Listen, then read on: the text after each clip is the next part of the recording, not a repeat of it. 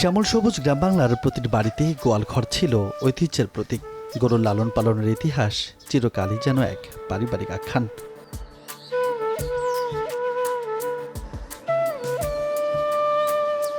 ভোরের সোনারোদ ছড়িয়ে পড়তেই গৃহস্থের আঙ্গিনা আলো করে গবাদি পশুরা বেরিয়ে পড়ত দিগন্ত জোড়া মাঠের সন্ধানে। রাখালের বাঁশির উদাসী সুর আর চারণভূমির অবলা প্রান্তের সে আত্মিক মিলন প্রকৃতির ক্যানভাসে জন্ম দিত এক নতুন কাব্যের।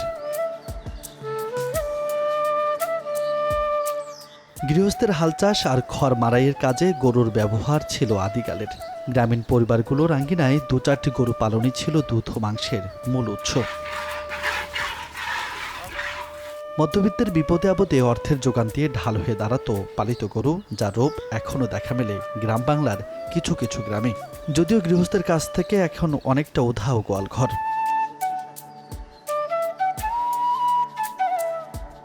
সময়ের সঙ্গে গৃহস্থের গোয়ালঘর হারিয়ে এখন খামার আকারে যেন তার প্রত্যাবর্তন হচ্ছে।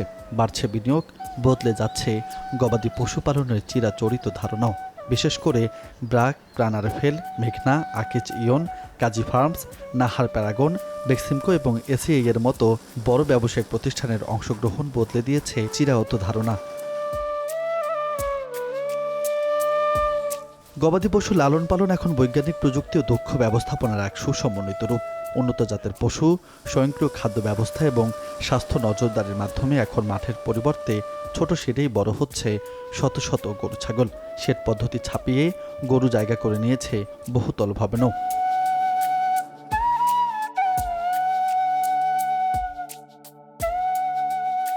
পারিবারিক প্রয়োজন থেকে বেরিয়ে গবাদি পশু পালন রূপ নিয়েছে ব্যবসায়িক প্রতিষ্ঠানে, আর এসব প্রতিষ্ঠানের পোশাকি নাম বাণিজ্যিক বা কর্পোরেট খামার। বাংলাদেশে খামারের যাত্রা শুরু হয়েছিল মূলত পারিবারিক প্রয়োজনে। তবে ৮০-র দশকে বিভিন্ন দুগ্ধজাত কোম্পানির উত্থানের পর উৎসাহ পায় প্রান্তিক খামারিরা। এরপর গরু মোটাতাজাকরণ পদ্ধতি এবং কৃত্রিম প্রজনন পদ্ধতি বৈপ্লবিক পরিবর্তন আনে এই খাতে। সময়ের সঙ্গে এক বড় ধরনের ব্যবসায়িক সম্ভাবনা দেখা যায় খামার খাতে। পারিবারিক দুধের চাহিদা মেটানোর উদ্দেশ্যেই শুরু হয়। ওই শেডটা ছিল আমাদের প্রথম শেড। ওইখানে ২-৩টা গাভী দিয়ে স্যারদের পারিবারিক দুধের চাহিদা মেটানোর জন্য প্রথম দিকে শুরু করা হয় আমাদের এই খামারটা। কুরবানিতে স্যারদের বেশ কিছু গরুর দরকার হয়, তো স্যাররা বিভিন্ন জায়গা থেকে হাট থেকে গরু কালেক্ট করতেন কোরবানির উদ্দেশ্যে। তখন প্রায় সময়ই গরুর মধ্যে কিছু প্রবলেম পাইতেন ওনারা, কলিজাতে কিছু প্রবলেম, ফুসফুস ব্যবসাতে কিছু প্রবলেম। তখন স্যাররা চিন্তা করলেন যে আমরা তাহলে কিছু গরু নিজেরাই লালন পালন করে কোরবানি দিই। আস্তে আস্তে এইটা চলতে থাকলো। নিজেদের জন্য, ফ্যামিলির পাশাপাশি আত্মীয় স্বজনের চাহিদার জন্য কিছু গরু তখন অ্যাড করলেন এটাতে। এইভাবেই মূলত শুরু হয়। আমরা বিশদভাবে শুরু করছি 14 দিক থেকে। এসব খামারের শুরুটা পারিবারিক প্রয়োজনে হলেও এখন আধুনিক বিশ্বের সাথে তাল মিলিয়ে দেশীয় খামারগুলো রূপ নিয়েছে ব্যবসায়িক মডেলে। বিশেষ করে কর্পোরেট খামারগুলোর আধুনিক গরু প্রজনন, মোটাতাজাকরণ, দুধ ও মাংস উৎপাদনের প্রক্রিয়া বিশ্ববাজারে দেশীয় খাতকে নতুন করে পরিচিত করেছে। প্রাণী সম্পদ অধিদপ্তরের তথ্য বলছে, দেশে ছোট বড় মিলিয়ে নিবন্ধিত খামারের সংখ্যা প্রায় ৯০,০০০ আর অনিবন্ধিত খামারের সংখ্যা প্রায় ২ লাখের বেশি। তবে বাংলাদেশ ডেয়ারি ফার্মার্স অ্যাসোসিয়েশনের তথ্য অনুযায়ী দেশে খামারের সংখ্যা প্রায় ১০ লাখ। বাণিজ্যিক এসব খামারগুলোতে প্রাণীর স্বভাবজাত বিবেচনা করে উঁচু, ভালো বাতাস ও আলো প্রবেশাধিকার সম্পন্ন স্থানে গড়ে তোলা হয় খামার। গরুর জন্য তৈরি করা হয় প্রশস্ত শেড, যেখানে প্রতিটি গবাদি পশু সুবিধামতো দাঁড়াতে এবং বিশ্রাম নিতে পারে। ছাগলের ক্ষেত্রে পদ্ধতিটা একটু ভিন্ন। তাদের জন্য ব্যবহার করা হয় মাচা পদ্ধতি। এতে মলমূত্র নিচে পড়ে ঘর শুকনো থাকে, ফলে রোগের ঝুঁকি কমে। এছাড়া আধুনিক ভেন্টিলেশন ব্যবস্থা, ফ্যান ও সোলার প্রযুক্তি ব্যবহার করে পরিবেশকে আরামদায়ক রাখা হয়। খামারগুলো স্বেচ্ছাতে পরিবেশ থেকে রক্ষায় সার্বক্ষণিক কাজ করে পরিচ্ছন্নতা কর্মীরা। এছাড়া বহুতল ভবনও এখন আবাস হয়েছে গরু ছাগলের। সায়েন্টিফিক্যালি চিন্তা করতে হবে, একটা গরু যেহেতু একটা ইটস অ্যান অ্যানিমাল, ওকে আপনার যাবতীয় ওর যা যা প্রয়োজন সবকিছু যদি আপনি ওকে প্রোভাইড করতে পারেন, আপনি একটা ফ্ল্যাট বাসায়ও গরু পালতে পারবেন। ইট ইজন্ট এন ইস্যু, বাট ওর যা যা প্রয়োজন তা আপনাকে দিতে হবে। ওকে প্রপার ফিডিং দিতে হবে, আপনার প্রপার থাকার জায়গা দিতে হবে, প্রপার আলো বাতাস দিতে হবে, ওকে মানে ওকে ও যেখানেই থাকবে না কেন ওকে কমফোর্ট ফিল করাতে হবে। আপনি যদি ওকে কমফোর্ট ফিল করাতে পারেন, আপনি যে কোনো জায়গায় গরু লালন পালন করতে পারবেন। It doesn't have to be যে আপনার টিন শেডেই বা মাটির উপরেই গরু পালন করতে হবে।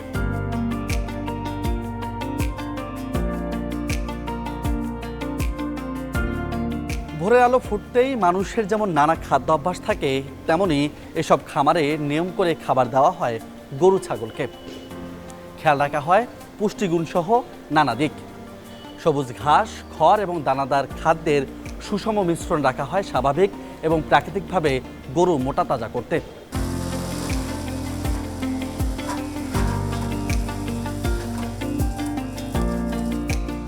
আধুনিক খামারগুলোতে গরুর খাবার ব্যবস্থা মূলত সুষম পুষ্টি, বৈজ্ঞানিক খাদ্য তালিকা এবং প্রযুক্তি নির্ভর পরিবেশের উপর নির্ভরশীল। বিশেষ করে টোটাল মিক্সড রেশন, সংক্ষেপে TMR সিস্টেমকে বেশি প্রাধান্য দেওয়া হয়, যা সময়সীমা ও নিয়মতান্ত্রিকভাবে বণ্টন করা হয়।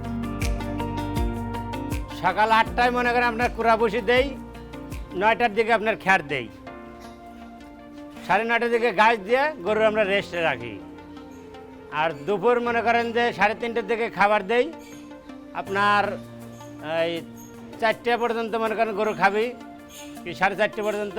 আবার এরপরে খ্যার দেবো, ঘাস দেবো, রেস্ট, পরে আবার গরু রেস্ট দেবো। সম্পূর্ণ অর্গানিকভাবে লালন পালন করা হয়। সেক্ষেত্রে আমরা কাঁচা ঘাস ব্যবহার করি, সেক্ষেত্রে ভুট্টা ঘাসটাই বেশি ব্যবহার করে থাকি।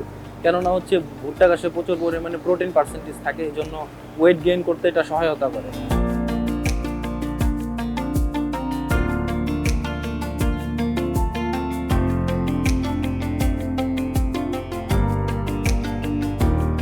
গরু ছাগল ও মহিষের খাদ্যমান ঠিক রাখতে যেমন সবুজ ঘাস বা দানাদার খাদ্যের মিশ্রণ দেওয়া হয়, তেমনি কিছু কিছু খামারে এই দানাদার খাদ্যের যে মিশ্রণটি সেটি প্রাকৃতিকভাবে তৈরি করা হয়।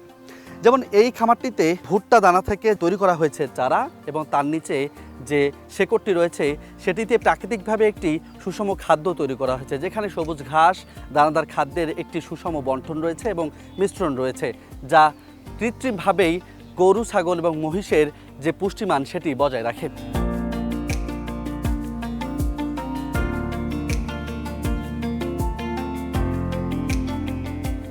খাবার ব্যবস্থার পাশাপাশি এসব খামারে পরিচর্যার বিষয়টি দেখা হয় গুরুত্বের সাথে। নিয়মিত গোসল, ওজন নিয়ন্ত্রণ, বিশেষ করে মাংস উৎপাদনশীল খামারগুলোতে গরু, ছাগল ও মহিষের স্বাস্থ্য পরীক্ষায় রাখা হয় বিশেষ নজর। খাবারের মাধ্যমেই নিয়ন্ত্রণ করা হয় মাংস ও চর্বির গঠন। কৃত্রিমভাবে করা হয় বিভিন্ন জাতের প্রজনন, যা দেশে গরুর সংখ্যা বাড়াতে ব্যাপক ভূমিকা রেখেছে। এখানে দানাদার খাবারের মিশ্রণ, যেমন ভুট্টা ভাঙা, ছোলা ভাঙা, ভুট্টার ভুসি, ছোলার ভুসি এবং সয়া মিলের খোল, বিভিন্ন মিশ্রণের মাধ্যমে আমরা এটা খাবারটা খাওয়াই গরুকে। এইভাবে গরুগুলো লালন পালন করলে দীর্ঘদিন ধরে লালন পালন করা যায়, এবং মোটা তাজা করতে আমাদের দীর্ঘদিন লালন পালন পরবর্তী যে মিট কোয়ালিটিটা তৈরি হয় সেটা খুব ভালোভাবে তৈরি হয়। রোগ হয়ে গেলে তারপরে পদক্ষেপ নেওয়ার চাইতে রোগ হওয়ার পূর্বে আমরা যদি পদক্ষেপের মাধ্যমে ভ্যাকসিনেশন করে রেখে পরিষ্কার পরিচ্ছন্ন বায়োসিকিউরিটি মেনটেন করে যদি খামারটা পরিচালনা করতে পারি, সেক্ষেত্রে আমরা ক্ষতির সম্মুখীন কম হব। প্রাণী সম্পদ অধিদপ্তরের লাইভস্টক ইকোনমি অ্যাট এ গ্লান্সের প্রতিবেদন অনুযায়ী দেশে দুধের বার্ষিক চাহিদা 1,58,78,000 মেট্রিক টন, যার সিংহভাগেই পূরণ হচ্ছে দেশের প্রায় 82,000 গাভী খামার থেকে। এসব খামার থেকে প্রায় 1,50,00,000 মেট্রিক টনের উপরে দুধ উৎপাদন হয়।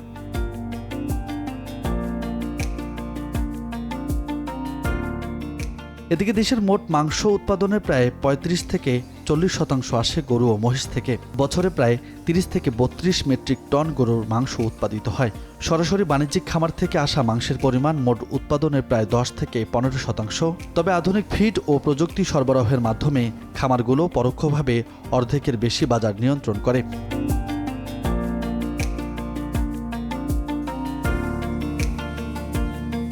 জাতিসংঘের খাদ্য ও কৃষি সংস্থার তথ্য অনুযায়ী দেশের গরুর সংখ্যা প্রায় 2,40,00,000 উপরে। আর জার্নাল অব রুরাল স্টাডিজের তথ্য বলছে, গত কয়েক বছরে প্রায় 8.35% গরুর খামার বৃদ্ধি পেয়েছে দেশে। শুধুমাত্র খামারই বৃদ্ধি পায়নি, সময়ের সঙ্গে এসব খামারে বেড়েছে ক্রেতার সংখ্যাও।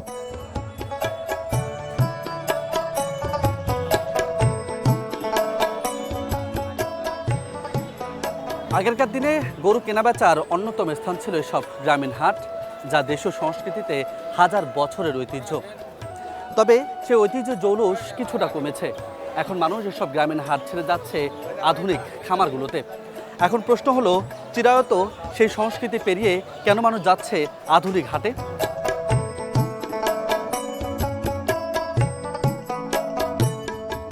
আধুনিকতার ছোঁয়ায় একদিকে যেমন খামার শিল্পে পরিবর্তন এসেছে, তেমনি প্রযুক্তির ছোঁয়ায় ক্রেতা টানছে খামারগুলো। বিভিন্ন সোশ্যাল মিডিয়ায় গরু ছাগলের বিভিন্ন বিজ্ঞাপন ও আধুনিক মার্কেটিংয়ের সুযোগ কাজে লাগিয়ে ক্রেতার ঘরেই পৌঁছে দেওয়া হচ্ছে গবাদি পশুর সকল তথ্য, যা খামার ব্যবসায় বৈপ্লবিক পরিবর্তন এনেছে।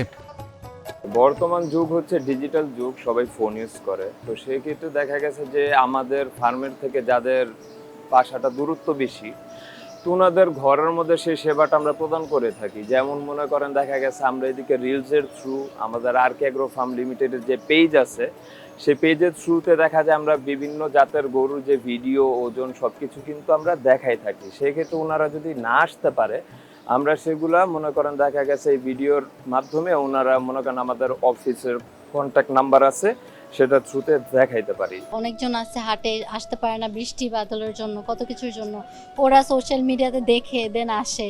ধরেন একটা গরু আপনি দেখাচ্ছেন, ওটা আমার পার্সোনালি পছন্দ হলো, দেন আমার বাবারা এসে দেখলো গরুটা। আরো ইজি হয়ে গেছে আপনাদের এই সোশ্যাল মিডিয়াটার জন্য আর কি।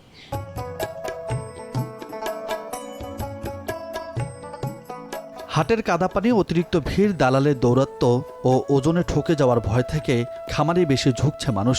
এছাড়া খামারের ডিজিটাল স্কেলে লাইভ ওজন মেপে স্বচ্ছ দামে গরু কেনার সুযোগ ও ক্ষতিকর ইনজেকশন ছাড়া প্রাকৃতিক খাবারে গরু মোটা তাজাকরণের নিশ্চয়তা গ্রাহক টানছে আধুনিক খামারগুলোতে।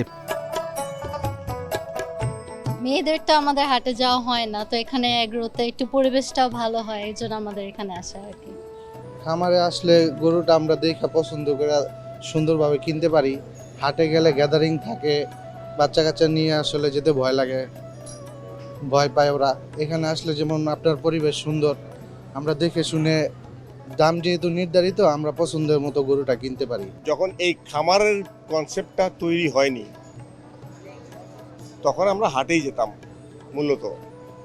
তো হাটের একটা জিনিস থাকে যে সেটা হচ্ছে গরুটা কোন জায়গা থেকে আসছে, কি খেয়ে বড় হয়েছে, সেগুলো পরিষ্কার থাকতো না। ওরা যা বলতো, ব্যাপারীরা যা বলতো, বা তাই আমাদেরকে বিশ্বাস করতে হতো। প্লাস আর একটা জিনিস, সে ওদের কথা বিশ্বাস করতে হতো যে গরুটার ওজন কত। হাটে তো আসলে আমরা কখনো যেতে পারি না, পরিবেশটাই এরকম যে হাটে যাওয়া যায় না বাচ্চা কাচ্চা নিয়ে। আর ফার্মের গরু তো স্বাস্থ্যসম্মত, এটা জানা থাকে যে গরুটাকে চিকিৎসা দেয়া হয়, ইঞ্জেকশন দেয়া হয়, যে গরুর যে রোগগুলো থাকে, খুরা রোগ থাকে, কৃমি থাকে। তো হাটে তো কোথা থেকে গরুটা আসলো, ঈদ পারপাস সেল করে চলে গেল, গরুটা কিভাবে লালন পালন করা হচ্ছে তো আমরা জানি। আর ফার্মের সুবিধাটা হচ্ছে যে আমি ইচ্ছে করলে 1 বছর আগেও বুকিং দিলাম, এটা আমার ইচ্ছা হলে আমি এসে গরুটা দেখেও গেলাম।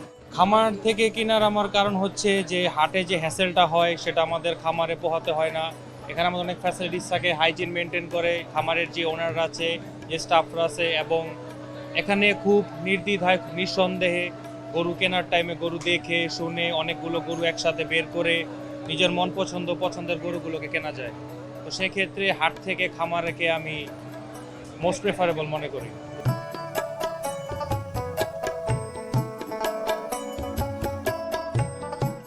এছাড়া কোরবানির আগে খামারে রেখে দেওয়া অনলাইন পেমেন্ট, হোম ডেলিভারি এবং অনেক ক্ষেত্রে সম্পূর্ণ কসাই সেবার মতো আধুনিক সুযোগ সুবিধা পাওয়ায় ব্যস্ত ও শহুরে মানুষ দিন দিন খামারমুখী হচ্ছে। ক্রেতারা বলছেন, স্বাস্থ্য ও গুণগত মানের নিশ্চয়তা, স্বচ্ছতা ও বিশ্বাসযোগ্যতা, সুবিধাজনক কেনাকাটা এবং বড় ও উন্নত জাতের গরুর চাহিদা পূরণ করছে এসব খামার। বিশেষ করে ঈদের গরুর সিংহভাগের যোগান আসছে এসব খামার থেকে।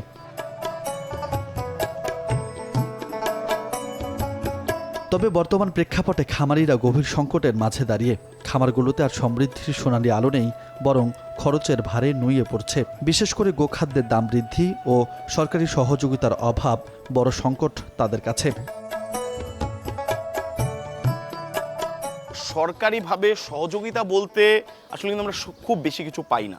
এখন যদি বাংলাদেশে বিভিন্ন জাত নিয়ে সরকারিভাবে যদি আরও বৃহৎভাবে কাজ হয়, যেখান থেকে আমরা আসলে খুব হাই কোয়ালিটির বাছুরগুলো কালেক্ট করতে পারবো, ঠিক আছে, তাহলে আমাদের জন্য অনেক কষ্টই আসলে অনেক সহজ হয়ে যায়।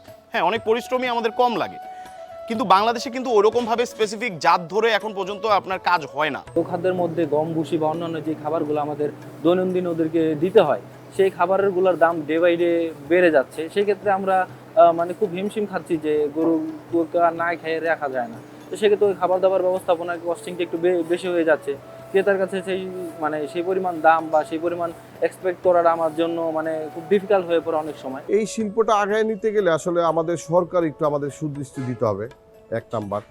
দ্বিতীয় নাম্বার, যদি প্রাণী সম্পদ থেকে ধরেন প্রজনন ক্ষেত্র বাড়ানো যায়, ওইখান থেকে যদি আমাদের কিছু বাচ্চা দেয়, যে এটা আপনার লালন পালন করে বড় করে বিক্রি করেন, তাহলে আমরা আসলে এই সেক্টরটাকে অনেক দূর আগায় নিতে পারবো।